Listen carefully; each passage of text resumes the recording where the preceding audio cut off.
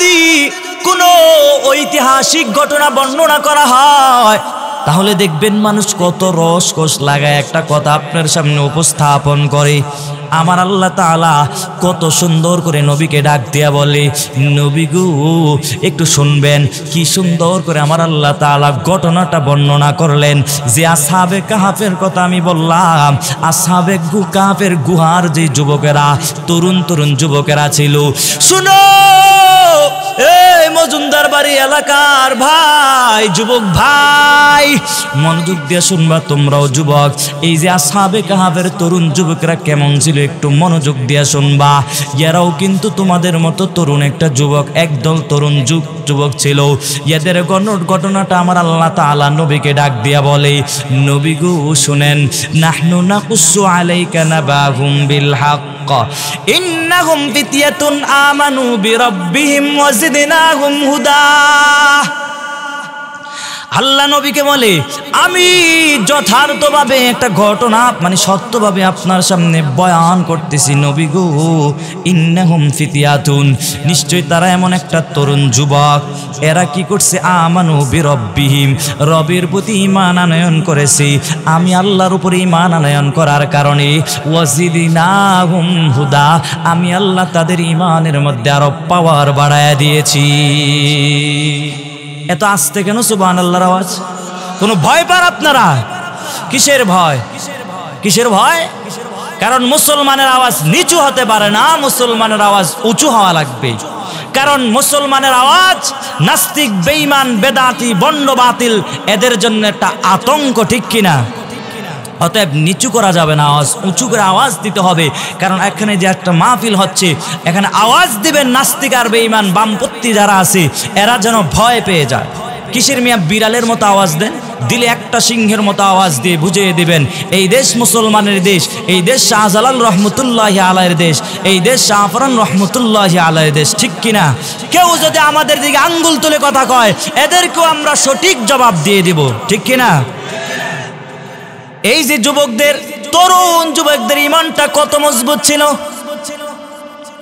যখন বাচ্চা বলেছেন, এ আমার বাচ্চা, আমার অধীনে যত জনগণ আছে তোমরা শুনো, তোমরা আমার সামনে সবাই মাথা নত করা লাগবে, এই কথা বলেছেন।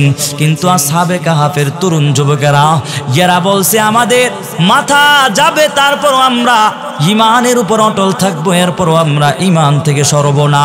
যদি বাচ্চার সামনে মাথা নত করতে গিয়া আমার কল্যাণ চলে যায়, আমার কোনো আপত্তি নাই। যদি বাচ্চার মাথার সামনে মাথা নত করতে গিয়া যদি আমার দেশান্তরিত হওয়া লাগে, আমি দেশান্তরিত হয়ে যাব, এরপরও আমরা বাচ্চার সামনে মাথা নত করব না। ওই বাচ্চার সামনে সব জনগণরা মাথা নত করলেন, কিন্তু এই যুবকেরা মাথা নত করতে চায় না। তখন যখন বাচ্চার সামনে, বাচ্চা যখন খবর পাইল এই একদল তরুণ যুবকেরা বাচ্চার সামনে মাথা নত করতে চায় না, বাচ্চা বলেছে এদেরকে আমার দরবারে খবর দাও, আমার দরবারে ডেকে নাও। এই কথা বলার পরে লোকেরা গিয়া জানাচ্ছেন তোমার এই বাচ্চা ডেকেছে দরবারে। এরা আসার পরে এদেরকে বলা হলো তোমরা আমার সামনে মাথা নত করো।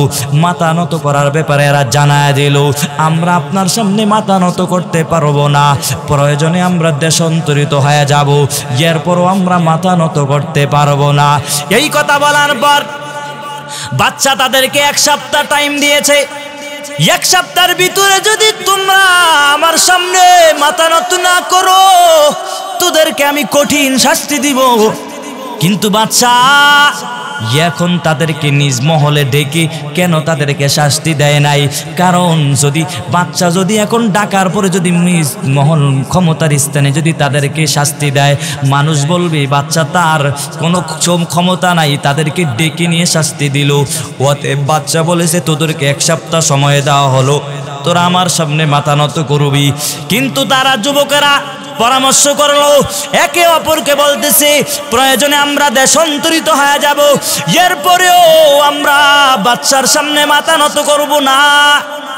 যেই কথা বলার পরে যখন দেখলো 1 সপ্তাহ টাইমও চলে গেল, এখন তারা দেশ ছেড়ে অন্যদিকে চলে যাবে। এই আসহাবে কাহাফের ঘটনাটা আমার আল্লাহ কোরআনের মধ্যে বলেছেন। তারা এবার রওনা হয়ে গেল, একদল তরুণ যুবকেরা তারা চলে যাবে, একটা গুহার মধ্যে ঢুকে যাবে। এমন একটা গুহা, এরা গুহার উদ্দেশ্যে রওনা করেছেন। যখন তারা গুহার উদ্দেশ্যে রওনা করেছেন, এদের পিছনে পিছনে একটা কুত্তাও যাইতেছে, একটা কুকুরও তাদের পিছনে পিছনে যাইতেছে। এই যুবকরা তাকায় দেখলো একটা কুকুর আমাদের পিছনে পিছনে কেন যায়, ব্যাপারটা তো বুঝলাম না।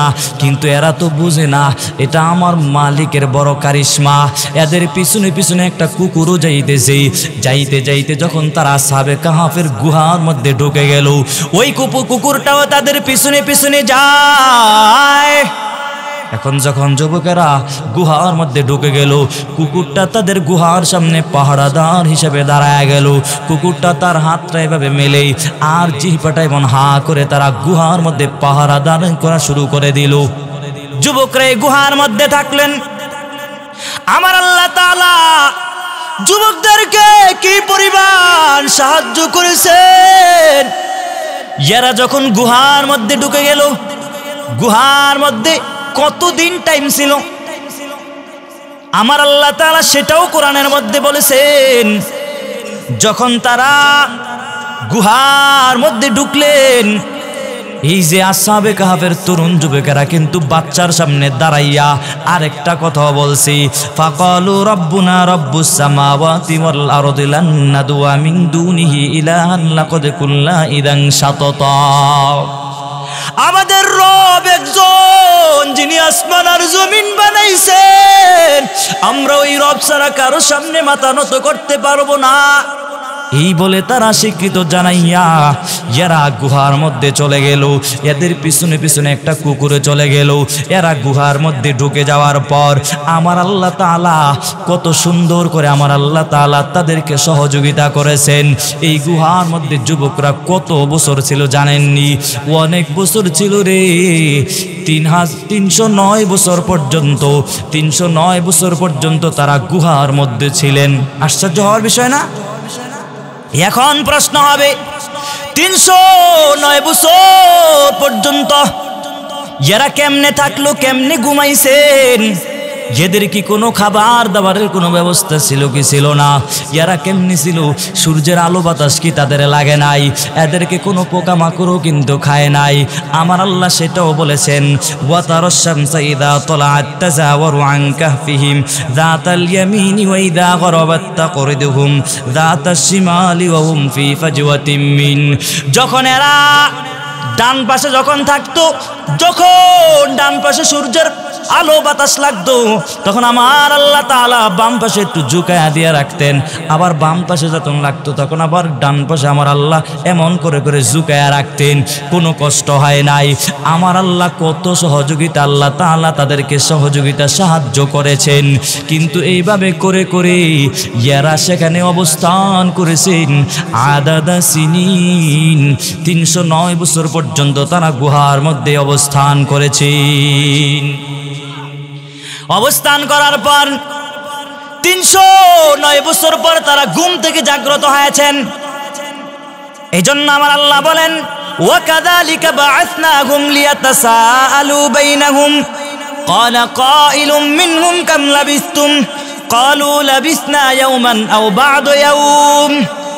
এরা যুবকরা এত বছর পর ঘুম থেকে জাগ্রত হওয়ার পর একে অপরকে প্রশ্ন করে, কতদিন টাইম ছিলাম, কতক্ষণ ছিলাম? একে বলে একদিন বা একদিনের অর্ধেক টাইম আমরা ছিলাম। চিল্লায় বলেন না সুবহানাল্লাহ। এরা ঘুমাইছে 309 বছর পর্যন্ত ছিলেন। ওয়া তাহসাবুহুম আইকাদা ওয়া হুম রুকুদ। তোমরা ধারণা করেছো এরা ঘুমায় আছে, বরং এরা ঘুমায় নাই, বরং এদের চেহারাটার দিকে তাকাইছে, মনে হয়েছে চেহারা তাকায় আছে, কিন্তু বরং এরা ঘুমায় নাই, এদের চেহারাটাও তাকানো অবস্থায় ছিল। এত 309 বছর পর ঘুম থেকে জাগ্রত হওয়ার পর একে অপরকে বলে, কত টাইম ছিলে? একজনে বলে, আমরা মনে হয় একদিন বা তার অর্ধেক সময় ছিলাম। ঘুম থেকে জাগ্রত হওয়ার পর অনেক বছর আগের কাহিনী, কিছু পুরান টাকা নিয়া বাজারে গেছে কিছু খাওয়ার জন্য। যাওয়ার পরে দেখলো কি ব্যাপারে, তো পুরান টাকা কোথায় তারা পাইলো। তখন চিন্তা করলো যে এরা কোথায় থেকে পুরান টাকাটা পাইলো। এই আসহাবে কাহাফের যে কুকুরটা ছিল, এই কুকুরটাও বড় দামি। আমার মায়ার নবী বলেছেন ওই কুকুরটাও জান্নাতে চলে যাবে আসহাবে কাহাফের সাথে। এত পরিমাণ দাম। কিন্তু আজকে আমরা যুবক হয়েছে, কিন্তু আমাদের ভিতরে ইমানের কোনো চেতনা নাই। ও মজুমদার এলাকার বাসী, ভালো করিয়া শুনবেন, আজকে তোমার ইমানটা কেমন দুর্বল, ইমানটার দিকে তাকাও। তুমি যদি তোমার সামনে যদি নবীর বিরুদ্ধে কথা বলা হয় তোমার একটু গায়ে লাগে না, অথচ তোমার আব্বার বিরুদ্ধে কথা বললে তুমি লাঠি নিয়ে বের হও, তোমার মায়ের বিরুদ্ধে কথা বললে তুমি অ্যাকশনে নেমে যাও। অথচ যেই মায়ার নবী তোমার আমার জন্য হাসরের ময়দানে কান্না করবেন, ওই নবীর জন্য, যেই নবী তোমার জন্য উম্মতি উম্মতি বলে কাঁদবেন, ওই নবীর জন্য তোমার কেন মায়া লাগে না রে? যেই নবী তোমার জন্য বড় ফেরেশান, ওই নবীর জন্য তোমার কেন কষ্ট লাগে না রে? যদি তুমি দেখো যে নবীর বিরুদ্ধে কেউ কথা বলে, তোমার বিন্দু পরিমাণ তোমার শরীরে এক ফোঁটা রক্ত থাকা অবস্থায় তুমি কশিনকালো মুসলমান হিসাবে সহ্য করতে পারো না, ঠিক কিনা জোরে বলেন? ওয়াতে বিমানটাকে মজবুত করে নাও। ইমান বড় দামি একটা সম্পদ। আজকে ইমানটা না থাকার কারণে যতই তুমি ইবাদত করো, যতই আমল করো, তোমার ইবাদত আল্লাহর দরবারে কবুল হবে না। তোমার ইমান নাই, তুমি নামাজ পড়ো, তোমার নামাজ হবে না রে ভাই, তোমার নামাজ হবে না। অতএব ইমানটাকে মজবুত করা লাগবে। আল্লাহ কোরআনের ভিন্ন আয়াতে বলে আমিনু কামা আমানান নাস, সাহাবায়ে কেরামের মতো ইমানটাকে মজবুত করে নাও। আজকে কি ইমান নিয়ে তুমি রওনা হয়েছ রে বাবা? ইমান মজবুত না থাকার কারণেই তো যখন হুজুররা ঘুরে ঘুরে ঘুরে বলে তোদের অন্তরের মধ্যে জিহাদের তামান্না ঢুকাও, যদি ওলামায়ে কেরামরা ডাক দেয় হিন্দুস্তানের বিরুদ্ধে যুদ্ধ করা লাগবে, ওর বিরুদ্ধে যুদ্ধ করা লাগবে, বেঈমানদের বিরুদ্ধে যুদ্ধ করা লাগবে, দেখবেন কত মুসলমানেরা ইমানের পাওয়ার না থাকার কারণে ইয়ারা ভয়ে খালি লুকাইতে চাইবে। আর যেই মুসলমানেরা অন্তরের ভিতরে শুধু ঢুকাবে, জিহাদের তামান্না তাদের ভিতরে থাকবে, এদের কোনো ভয় নাই। আমার আল্লাহ তাআলা দেখবেন তাদেরকে বাঁচায় রাখে। যারা বড় ভয় পায় রে, এরা দেখবেন এমনি ইন্তেকাল হয়ে যায়। অতএব অন্তরের মধ্যে জিহাদের তামান্না ঢুকাও। প্রত্যেকটা যুবক ভাইদের অন্তরে ইমানটাকে মজবুত করা লাগবে, আর অন্তরে জিহাদের তামান্না ঢুকাও। ইমান যদি দুর্বল থাকে ইমানটাকে মজবুত করে নাও। আর আমার মায়ার নবী বলে কেউ যদি বেঈমান হয়ে যদি কবরে যাও তুমি জাহান্নামে চলে যাইবা। আমার মায়ার নবী আরেক হাদিসের মধ্যে জানাচ্ছেন মান ক্বালা লা ইলাহা ইল্লাল্লাহু দাখালাল জান্নাহ, যে ব্যক্তি হাদিসটা এই কালেমাটা পড়বে রে, এই কশিনকালো জাহান্নামে যেতে পারে না।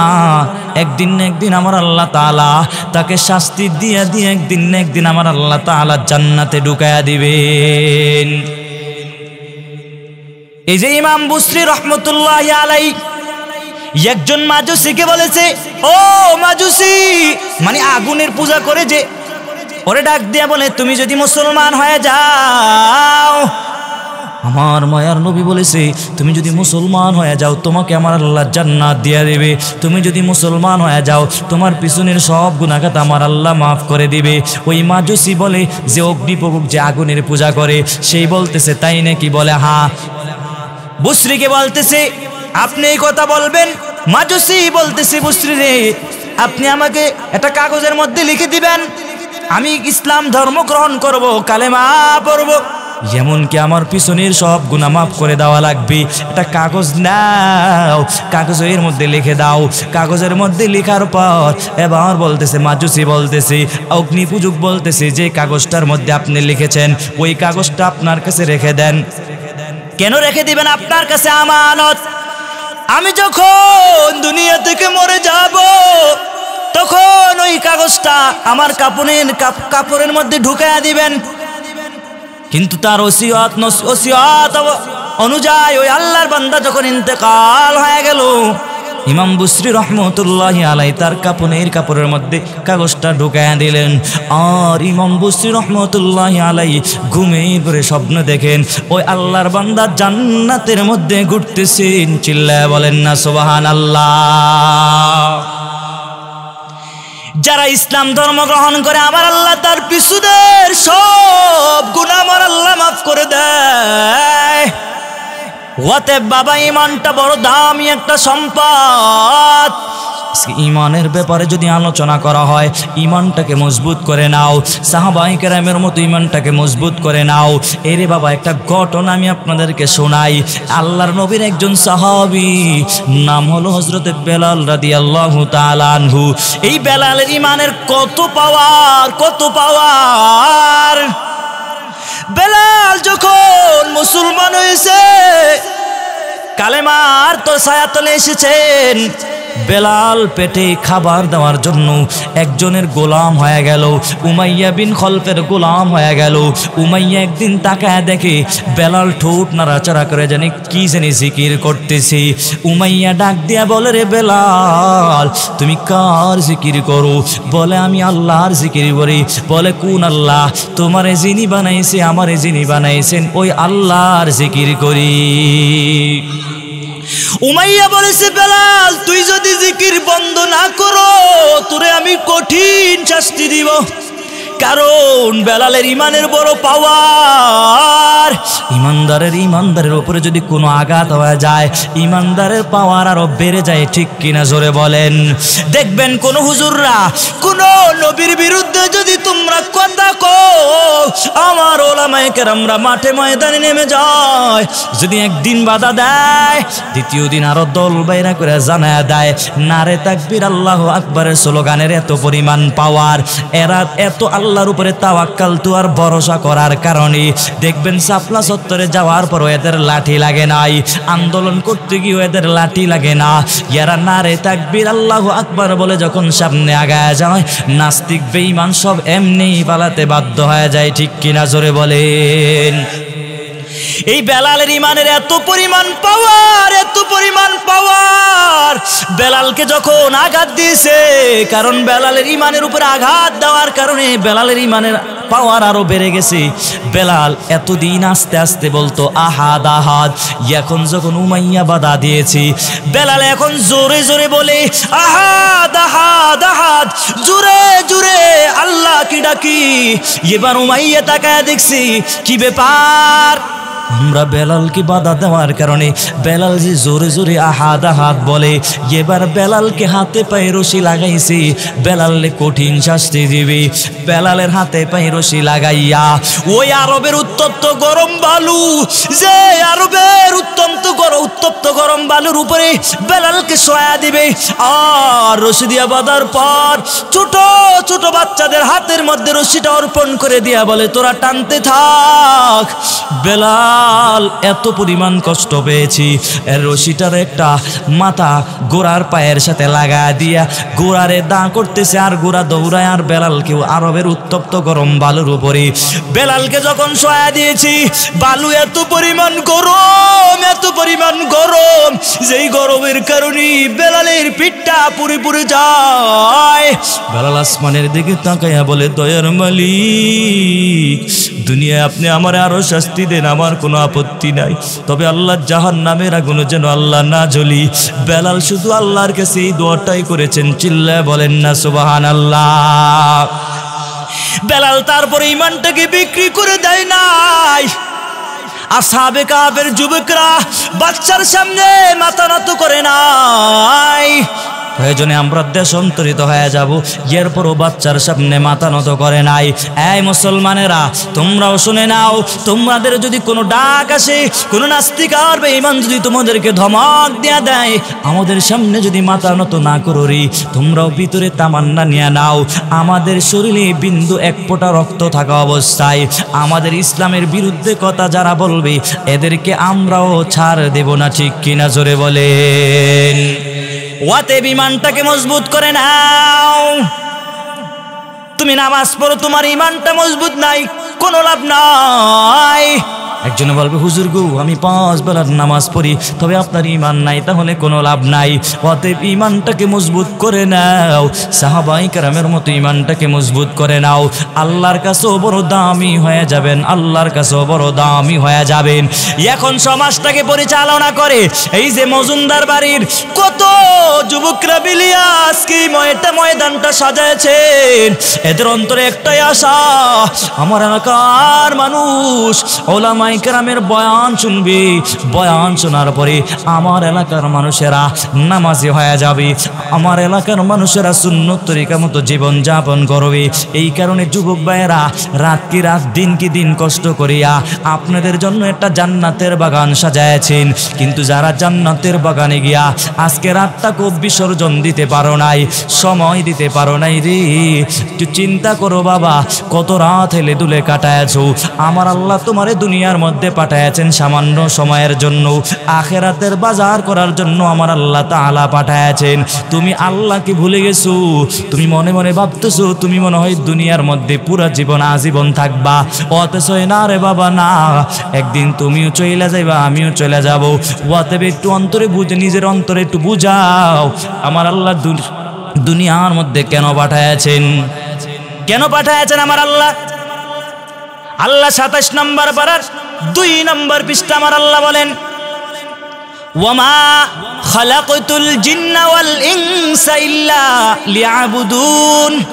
আল্লাহ বলে রে জিন আর মানুষ আমি আল্লাহ পাঠাইলাম আমার একটাই উদ্দেশ্য, আমার উদ্দেশ্য কি জানো রে, আমি আল্লাহর ইবাদত করবা। কার ইবাদত করবে? আল্লাহর ইবাদত করবেন। এই যে আপনাদের হাজীগঞ্জ থানায় তো পড়ছে নাকি, হাজীগঞ্জ থানার এমপি সাহেব যদি পার্লামেন্টে যায় কিছু উদ্দেশ্য নিয়ে যায়। কি উদ্দেশ্য নিয়ে যায়? আমার এলাকায় একটা কালভার্টের প্রয়োজন আছে, আমার এলাকায় একটা মাদ্রাসার প্রয়োজন আছে, আমার এলাকায় একটা মসজিদ বানানো দরকার। এমন করে মাননীয় স্পিকার সাহেব থেকে তারা বাজেটটা নিয়ে আসে, আনার পরে এদের উদ্দেশ্য হলো এটা। কিন্তু আমার আল্লাহ বলে তোদেরকেও আমি আল্লাহ দুনিয়ায় পাঠাইছি একটা উদ্দেশ্য নিয়ে, সেই উদ্দেশ্যটা হলো আমি আল্লাহর ইবাদত করা লাগবে। কার ইবাদত করা লাগবে? আল্লাহর ইবাদত করবেন। কারণ আমার আল্লাহ দুনিয়ার মধ্যে পাঠাইলেন, আল্লাহ পাঠায়া বলতেছে আল্লাহ দুটো রাস্তা আমি আল্লাহ দেখায়া দিলাম, একটা রাস্তা হলো জান্নাতের, আর একটা রাস্তা হলো জাহান্নামের। চাইলে তুমি জান্নাতের কাতারে ঢুকতে পারো, চাইলে তুমি জাহান্নামের কাতারে ঢুকতে পারো, আমি আল্লাহ কোনো বাধা দিব না। ফারিকুম ফিল জান্নাতি ওয়া ফারিকুম ফিস সাঈর। আল্লাহ একটা রাস্তা জান্নাতের দেখাইলেন, আরেকটা রাস্তা আমার আল্লাহ জাহান্নামের দেখাইলেন। কত মানুষ জাহান্নামী হয়ে যাবে, কত মানুষ তো বুঝেই না আমার আল্লাহ কেনই দুনিয়ায় পাঠাইলেন। কত নাস্তিকেরা বলে দুনিয়া আসছে আর মরা লাগবে না, মরার পরে কিসের আবার জাহান্নাম, কিসের আবার আযাব, কিসের আবার কবর, এরা বিশ্বাসই করতে চায় না। আছে না নাই? অথচ আমার আল্লাহ তাআলা বলেন প্রত্যেকটা সেকেন্ড, প্রত্যেকটা মিনিট, প্রত্যেকটা ঘন্টা, প্রত্যেকটা মাস, প্রত্যেকটা বছরের আমি আল্লাহ পাই টু পাই ভাবে হিসাব নিব। হিসাব নিয়ে যখন দেখবেন তোমার আমল এমন অবস্থা হয়ে গেছে, বাবারে হাসরের ময়দানে যদি আমার আল্লাহ তোমার বাম হাতে আমল দিয়া দেয় তোমার অবস্থাটা কেমন হয়ে যায়। নিলাম উতা কিতাবিয়া, তোমার যদি বাম হাতে আমলটা চলে আসে তুমি আফসোস করে বলবা হায় রে আমি আল্লাহর কাছে আজকে যদি আমার আমলটা আল্লাহর সামনে যদি পেশ না হতো। ফায়াকুলু ইয়া লাইতানি লাম উতা কিতাবিয়া ওয়া লাম আদরি মা হিসাবিয়া, আমার কি হিসাব হবে আমার জানা নাই। ইয়া লাইতাহা কানাতিল কাদিয়া, মৃত্যুর আগে যদি আমার সব কিছু শেষ হয়ে যেত কত ভালো হইতো। ইয়া লাইতাহা কানাতিল কাদিয়া মা আগনা আন্নি মালিয়া, কতজনে ধন সম্পদ কামাইছো, কোথায় তোমার মাল, কোথায় তোমার বাড়ি, কোথায় তোমার ঘর, কোন ধন সম্পদ তোমার কাজে আসবে না রে বাবা। মা আগনা আন্নি মালিয়া হালাকা আন্নি সুলতানিয়া, দুনিয়ায় কত রাজা বাদশাগিরি দেখাইছো, তোমার টাকা পয়সার কারণে, তোমার এমপিগিরির কারণে, তোমার ক্ষমতার কারণে তোমার প্রতি মানুষ এত পরিমাণ অসন্তুষ্ট হয়ে গেছে, এরপরও তুমি তোমার পাওয়ারগিরি ছাড়ো নাই। মনোযোগ দিয়ে শুনবেন বাবা, যারা দুনিয়ায় ক্ষমতা পাওয়ার পরে অপব্যবহার করো, 16 বছর যাবৎ কম কথা নাই, মাদ্রাসার বিরুদ্ধে কথা বলেছো, কত উলামায়ের বিরুদ্ধে কথা বলেছো, 16 বছর পরে যখন রাজত্ব চলে গেছে, এখান থেকে আমাদের শিক্ষার বিষয় আছে রে ভাই। তোমরাও মনে করো ক্ষমতা পাওয়ার পরে মনে করো আমি রাজা হয়ে গেছি, আমার এই ক্ষমতা চিরকাল থাকবে। না রে বাবা, চিরকাল থাকবে না, একদিন না একদিন তোমার পতন হয়ে যাবে। আল্লাহ তাআলা সূরা মায়েদার মধ্যে যারা মেম্বার হয়েছেন, যারা এমপি হয়েছেন, যারা চেয়ারম্যান হয়েছেন, এদের ব্যাপারে আমার আল্লাহ তাআলা 3টা ধমক দিয়া বলেছেন। আমার আল্লাহ বলে যারা চেয়ারম্যান হয়েছে ভালো করিয়া শুনবেন, যারা মেম্বার হয়েছে ভালো করিয়া শুনো। আমার আল্লাহ তাআলা বলেছেন এদের ব্যাপারে 1 নম্বরে জালেম বলেছেন, 2 নম্বরে ফাসিক বলেছেন, 3 নম্বরে কাফের পর্যন্ত আমার আল্লাহ বলেছেন। ওয়া মান লাম ইয়াহকুম বিমা আনজালাল্লাহ ফাউলাইকা হুমুজ জালিমুন। আমার আল্লাহ বলে, ও চেয়ারম্যান সাহেব, ও মেম্বার সাহেব, ক্ষমতা পাওয়ার পরে অপব্যবহার করছো, যদি সুষ্ঠুভাবে যদি বিচার না করো, ঠিক মতো যদি ইনসাফ না করো, আমার আল্লাহ এদেরকে জালেম পর্যন্ত বলেছেন। আমার আল্লাহ আরো বলেছেন যারা ঠিক মতো ক্ষমতা পাওয়ার পরও ঠিক মতো বিচার করো নাই, আমার আল্লাহ এদের ব্যাপারে বলেছে ওয়া মান লাম ইয়াহকুম বিমা আনজালাল্লাহু ফাউলাইকা হুমুল ফাসিকুন।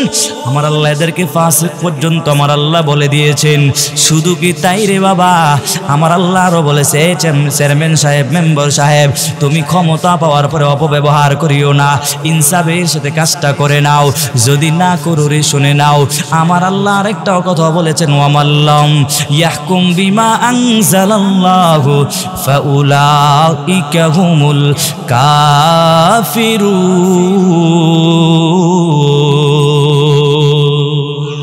আল্লাহ কাফের পর্যন্ত বলে দিয়েছেন। ওয়াতেব তুমি দুনিয়ায় যত রাজাগিরি দেখাও, তোমার কোনো রাজাগিরির কোনো দাম নাই, আমার আল্লাহর কাছে কোনো দাম নাই। আমার আল্লাহর কাছে একমাত্র দাম হবে যারা নেক আমল নিয়ে যাইতে পারবা। তোমরা যারা নেক আমল করো না, মানুষ যখন মরিয়া যায় তার সব আমল বন্ধ হয়ে যায়। ইজা মাতাল ইনসানাইন কত আনহু আমালু, মানুষ যখন মরিয়া যায় তার সব আমল বন্ধ হয়ে যায়। 3টা আমল জারি থাকে, এর মধ্যে আপনি সদকায়ে জারিয়া, এর পরে নেক সন্তান যদি রেখে যান, আপনি এমন একজন সন্তান দুনিয়ায় রেখে গেলেন যেই সন্তানের দ্বারা ইসলামের ফায়দা হবে। কিয়ামত পর্যন্ত যদি আপনি কোনো মসজিদে দান করেন, সদকায়ে জারিয়ার নিয়ে যদি কোনো কিছু দান করেন, যতদিন পর্যন্ত মসজিদে মানুষ নামাজ পড়বে, কিয়ামত পর্যন্ত অটোমেটিক আপনার আমলনামায় সওয়াব যেতেই থাকবে, যেতেই থাকবে। অতএব আমলটাকে দামি বানাও। আজ পর্যন্ত দেখছেন আপনাদের এই এলাকার মজুমদার বাড়ি এলাকার টাকা পয়সা যে যত বেশি কামাইছে, কিছু টাকা নিয়ে কবরে যেতে পারছে নাকি? কারো কবরে 2 লাখ টাকা দেওয়া হয়েছে নাকি? যদি এমন হইতো রে 2 কোটি টাকা দিলে ফেরেশতা তার প্রশ্নের সওয়াল মাফ করে দিত, তাহলে কত মানুষ টাকার জন্য কুদুক বড়লোক হওয়ার চেষ্টা করত। আমার মায়ার নবী বলে, ও দুনিয়ার গরিব, শোনো রে, তোমরা বড় লোকের বড় বাড়ি গাড়ি দেখে আফসোস করিও না। আমার মায়ার নবী বলে, বড় লোকের 500 বছর আগে গরিবেরা জান্নাত পেয়ে যাবে। অতএব আমার আল্লাহ ধন সম্পদ দিয়েছে, বড়াই করার কোনো কাজ নাই। শুকর আদায় করে জীবনটাকে পরিচালিত করো আর ইমানটাকে মজবুত করে নাও। আজকে ইমানটা মজবুত নাই, এলাকার সবাই দায়িত্বশীল, নিজের ব্যাপারে সবাই দায়িত্বশীল, কিন্তু তুমি ক্ষমতা পাওয়ার পরে এমন অপব্যবহার করো, যেই অপব্যবহার করার কারণে মানুষ তোমার ব্যাপারে বদদোয়া দেয়া দেয়। এই মানুষটা কবে মরবে রে? কত মানুষ দেখবেন দুনিয়া থেকে মরার পরে সবাই আলহামদুলিল্লাহ পরে, কি পরে? এর চেয়ার কপাল পরা মুসলমান কি হতে পারো? তুমি মরার পরে তোমার জাতি ভাই মুসলমানেরা তোমার ব্যাপারে আলহামদুলিল্লাহ কেন বলবে? অথচ তুমি কি খেদমত করলা, জাতির জন্য তুমি কি করলা, রাষ্ট্রের জন্য তুমি কি করলা, কি দুর্নীতি করলা। এগুলা সব কিছুর কারণে মানুষ তোমার প্রতি তোমার অত্যাচারের কারণে এত পরিমাণ মানুষ এই কারণে যখন তুমি মরিয়া যাও মানুষ সবাই আলহামদুলিল্লাহ বলে। কয়জন মানুষ জানি বলে, যদি কেউ যদি এতজন মুসলমান তার ব্যাপারে আলহামদুলিল্লাহ বলে, নবী কয় এর উপরে জাহান্নাম ওয়াজিব হয়ে যায়। অতএব নিজেকে এমন ভাবে গঠন করে নাও। আমি কিন্তু আজকে আলোচনা করলাম, যুবক ভালো করিয়া বুঝো, কারণ আমার আল্লাহ এই যুবক বয়সের ইবাদতটা আমার আল্লাহ কবুল করবেন। বুড়া হয়ে গেলে মানুষ কিন্তু ছোট বাচ্চার মতো হয়ে যায়। বুড়া হয়ে গেলে মানুষ ভালো করে ইস্তেঞ্জায় যেতে পারে না। বুড়া হয়ে গেলে মানুষ ঘরের মধ্যে প্রস্রাব পায়খানা করে দেয়। অতএব তোমার যৌবনকালের ইবাদতটা বড় দামি। অতএব যৌবনকালটাকে মূল্যায়ন করো। তুমি চিন্তা করো, আমার বয়স যখন 60 বছর হবে, আমার বয়স যখন 50 বছর হবে, যখন আমি মেয়ে বিবাহ দিব, যখন আমি 2 আবুদের বাবা হব, এরপরে আমি দাড়িটা রাখবো। এর আগে আমি দাঁড়িয়ে রাখলে আমার স্ত্রী সাহেব আমারে বলে ভালো লাগে না। এমন স্ত্রী কেন গড়ে আনসুরি যে স্ত্রী তোমারে বলে তোমার দাঁড়িয়ে রাখলে তোমারে ভালো লাগে না? কারণ একজন পুরুষের সৌন্দর্য হলো দাড়ি। ঠিক নেই? কিন্তু এখন যুবকরা কেন বুঝো না? দাড়িটা কাইটা আমার মায়ার নবীর আর কত কষ্ট দিবা। কারণ তুমি যখন মরিয়া যাইবা, তোমার কবরে রাখার পরে ফেরেশতা এসে দেখবে তোমার মুখে দাড়ি নাই, কেন সুন্নতটা মানতে পারো নাই। অতএব যুবক ভাই একটু নিজেরে বুঝাও। আমার আল্লাহ এই যুবক বয়সে আমার আল্লাহ এত শক্তি দিলেন। এখন যুবক বড় শক্তি পাওয়ার কারণে একজনে যদি আমার বিরুদ্ধে কথা কয়, সাথে সাথে আমি প্রতিশোধ নেওয়ার জন্য প্রস্তুতি হয়ে যাই। এমন একটা সময় চলে আসবে, বুড়া হয়ে যাইবা, কত মানুষ তোমারে কত কথা বলবে, জবাব দেওয়ার শক্তিও তোমার থাকবে না। এই জন্যই তো আমার আল্লাহর নবী বলেন, জান্নাতে যারা যাবে, সব মানুষ জান্নাতে যারা যাবে এরা হবে যুবক। মায়ার নবী একবার মজা করে বলছে, বুড়া মানুষ জান্নাতে যাবে না। হ্যাঁ, বুড়া তো রাগ হয়ে গেছে, কি ব্যাপার, বুড়া মানুষ বলে জান্নাতে যাবে না? তাহলে আমরা যারা বুড়া হয়ে গেলাম মনে হয় আমরা মনে হয় জান্নাতে যাব না। এই ভালো করিয়া শুনবেন, কারণ আমার আল্লাহ যখন জান্নাত দিবেন, যুবক বানাইয়া সবাই জান্নাতের মধ্যে ঢোকায়া দেবেন। চিল্লা বলেন না সুবহানাল্লাহ। আমার পূর্বে হুজুর বয়ান করেছেন, এখন দুনিয়ার মধ্যে তোমার যৌবন কালে তুমি কত নারীদের পেছনে ঘোরো, কতজনের সাথে সম্পর্ক জড়াও, কিন্তু একটু শুনবা, এই জান্নাতের মধ্যে আমার আল্লাহ তোমার কত সুন্দর সুন্দর রমণী দান করবেন। একটু যদি যৌবনকালের ইবাদতটা যদি সুন্দর করে যেতে পারেন, জার্মানি তাই না, যৌবনকালে ইবাদত করবেন, বুড়া হইলে ইবাদত ছেড়ে দেবেন, বিষয়টা এমন নয়। আমার আল্লাহ যৌবনকালটাকে বেশি প্রাধান্য দিয়েছেন। ওয়াতেম যৌবনকাল আজকের বয়ান হবে। যুবক এলাকায় সুন্দর একটা আয়োজন দিয়েছো, কত সুন্দর মজবা বানাইছো, তোমাদেরকে ধন্যবাদ জানাই। আল্লাহর কাছেও তোমরা দামি হয়ে যাইবা। একটা লোক যদি নামাজি হয়ে যায়, খোদার কসম এই মাহফিল দেওয়া তোমাদের জন্য সার্থক হয়ে যাবে। আমার আল্লাহ তাআলা হাসনের ময়দানে বান্দার উসিলা তালাশ করে জান্নাতের মধ্যে আমার আল্লাহ ঢুকায় দিবেন। অতএব এটাও তোমার জান্নাতে যাওয়ার একটা রাস্তা হয়ে যেতে পারে। একজন মানুষ যদি জান্নাতি হয়ে যায়, আমার আল্লাহ বলে তাকে আমি, কারণ আল্লাহ বলেছি আমি আল্লাহ উসিলা তালাশ করে জান্নাত দিয়ে দিব। এই জন্য সন্তান দুনিয়ায় আসার পর সুন্দর একটা নাম যদি রাখতে পারেন, কত মানুষ নামের উসিলায় জান্নাত পেয়ে যাবে। আজকে কি নাম রাখে এগুলা, সুলটু মল্টু, কতজনের বল্টু নাম রাখে, নামটাও সুন্দর রাখতে পারে না। মুসলমানের ঘরে জন্ম নাও, সুন্দর একটা নাম রাখবা। কারণ কি জানো রে বাবা, হাসরের ময়দানে আমার আল্লাহ এক আবু বকর কয়ে যখন ডাক দিবেন, সব আবু বকররা হাজির হয়ে যাবে। আল্লাহ বলবে তোরে ডাক দেই নাই রে, আমি তো আবু বকরকে ডাক দিয়েছি। আমার আল্লাহর দয়া মায়া বেশি। আমার আল্লাহ বলবে যাও, আমি আল্লাহ তোরও জান্নাত দিয়া দিলাম। আমার আল্লাহ তাআলা হাসরের ময়দানে এক ফাতেমাকে ডাক দিবেন, সব ফাতেমারা হাজির হয়ে যাবে। কি ব্যাপার, তোমার তো ডাকি নাই? আমার আল্লাহ বলবে যাও তোমারও আমি আল্লাহ জান্নাত দিয়ে দিলাম। আল্লাহ তাআলার কাছে এই জন্য দামি হওয়ার জন্য ইবাদত ঈমানটাকে আনা লাগবে। ঈমানটাকে মজবুত করার পরে আমলটাকে মজবুত করে যদি সামনে আগায় যাও আল্লাহর কাছেও বড় দামি হয়ে যাবেন। অতএব আমল করার ক্ষেত্রে আপনি যে হালাল রুজি উপার্জন করছেন কিনা, আপনার ইবাদত কবুল হওয়ার জন্য আপনার হালাল রুজি হওয়া লাগবে। আজকে টাকা পয়সা বহু কামাইছেন, কিন্তু আপনার টাকা পয়সার মধ্যে হারাম আর হারাম। আপনি টাকা ইনকাম করেন, সুদে ব্যবসা লাগায়া টাকা ইনকাম করেন।